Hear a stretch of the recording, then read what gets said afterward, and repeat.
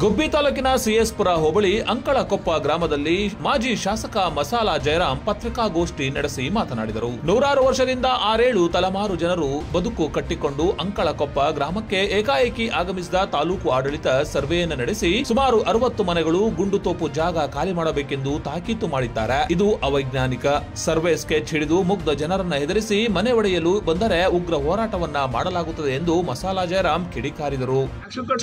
ನೀರು ಕೊಟ್ಟವ್ರೆ, ಲೈಟು ಕೊಟ್ಟವ್ರೆ, ಅವ್ರು 100 ವರ್ಷ ವಾಸನ ಮಾಡವ್ರೆ. ಇವತ್ತು ಬಂದಾಗ ಯಾರು ಇದು ಬರ್ತದೆ, ಹೆಂಗ್ ಹೊಡೆಯಕ್ ಬರ್ತದೆ? ಎಲ್ಲ ಲೋನು ತಗೊಂಡವ್ರಿ, ಪ್ರತಿಯೊಂದು ಮಾಡವ್ರೆ. ಈಗ ಅದಕ್ಕೋಸ್ಕರನೇ ದಯವಿಟ್ಟು ಹೇಳಿದೀವಿ, ಯಾರು ಇಲ್ಲಿ ನಾವು ತಹಸೀಲ್ದಾರ್ ಬರಬೇಕಾದ್ರೆ ಇಲ್ಲಿವರೆಗೂ ನಮ್ಮ ಹೇಳಿ ಬರ್ತಾರೆ, ಬಂದು ಏಕಾಏಕಿ ಎಲ್ಲರೂ ನೋಟಿಸ್ ಕೊಡ್ತೀವಿ, ಹಿಂಗೆ ಮಾಡ್ತೀವಿ ಅಂತಾರೆ. ಯಾರು ನಮ್ಮ ಊರು ಹೆದರಬೇಡಿ, ನಾವು ನಿಮ್ಮ ಜೊತೆ ಇರ್ತೀವಿ, ಹೋರಾಟ ಮಾಡ್ತೀವಿ. ಬೇಕಾದ್ರೆ ಏನಾದರೂ ಕೋರ್ಟು ಕಚೇರಿ ಇರ್ಬೇಕಾದ್ರೆ ಎಲ್ಲ ಖರ್ಚು ವೆಚ್ಚಗಳು ನಾನೇ ನೋಡ್ಕೊತೀನಿ, ತಲೆ ಕೆಸ್ಕೋಬೇಡಿ. ಏನಾದ್ರು ಹೋರಾಟ ಇವತ್ತಿಂದ ಸ್ಟಾರ್ಟ್ ಮಾಡೋಣ, ನಾವು ನೋಟಿಸ್ ಕೊಟ್ಟರೆ ಆದರೆ ನಾನು ಗಮನಕ್ಕೆ ತಂದು ನಾನು ಬರ್ತೀನಿ. ಅವತ್ತು ನಾನು ಹೋಗಿ ಮಾತಾಡೋದಿಲ್ಲ, ಸೇರಿ ಮಾತಾಡೋಣ. ಗುಬ್ಬಿ ಪಟ್ಟಣವನ್ನ ಸ್ವಚ್ಛ ಗುಬ್ಬಿ, ಸುಂದರ ಗುಬ್ಬಿಯನ್ನ ಮಾಡಲು ತಮ್ಮೆಲ್ಲರ ಸಹಕಾರ ಮುಖ್ಯವಾಗಿದೆ. ನಿಮ್ಮ ಮನೆಯಲ್ಲಿ ಉತ್ಪತ್ತಿಯಾಗುವ ತ್ಯಾಜ್ಯವನ್ನ ಮೂಲದಲ್ಲಿಯೇ ಹಸಿ ಕಸ, ಒಣ ಕಸವನ್ನಾಗಿ ವಿಂಗಡಿಸಿ ನಮ್ಮ ಸಿಬ್ಬಂದಿಗೆ ಸಹಕಾರ ಮಾಡಿ.